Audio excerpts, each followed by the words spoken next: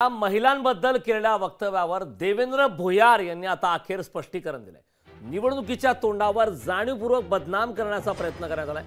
जुन्या व्हिडिओचा वापर करून माझ्या वक्तव्याचा विपर्यास केला गेलाय।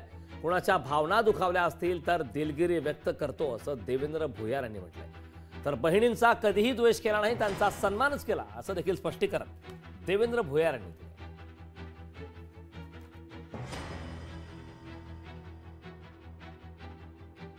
2019चा जुना व्हिडिओ काढून आणि त्याच्यावर मी महिलांचा दिवशी आहे हे भासवण्याचं काम काही राजकीय पुढारी विशेष करून आमच्या मतदारसंघातले दाखवण्याचा प्रयत्न करत आहे।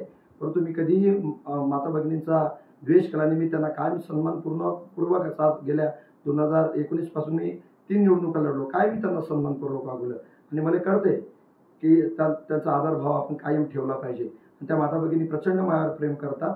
परंतु जाणीवपूर्वक निवडणुकीच्या तोंडावर माझ्यासारख्या कार्यकर्त्याला बदनाम करण्याचं षडयंत्र काही राजकीय पुढाऱ्यांनी केलेलं आहे। परंतु मी माता भगिनींना विनंती करतो की अनावधानाने एखाद्या वेळेस आपलं मन दुखावले असेल तर त्याची मी दिलगिरी सुद्धा व्यक्त करतो। शेतकऱ्यांच्या मुलांची अवस्था बिकट आहे। मराठवाडा आणि विदर्भात अक्षरशः 35 ओलांडलेल्या मुलांना मुली भेटणं सुद्धा मुश्किल झालेलं आहे। किंवा एखाद्या शेतकरी बापाच्याच मुलीला असं वाटतं की मी शेतकऱ्याची सून म्हणून जाऊ नये। ही जी काही वस्तुस्थिती आहे ती त्यांनी त्यांच्या स्टाईलमध्ये मांडण्याचा प्रयत्न केला, मात्र त्याचा सोयीच्या पद्धतीनं विपर्यास मीडियावर झाला आणि काही पक्षाच्या महिला प्रवक्त्यांकडून त्याला फोडणी देण्याचं काम झालं।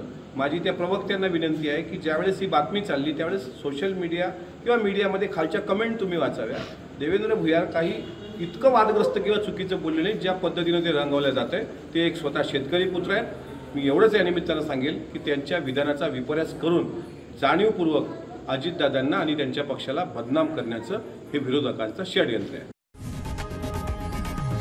लोकशाही मराठी ऐका, पहा, जागरूक रहा।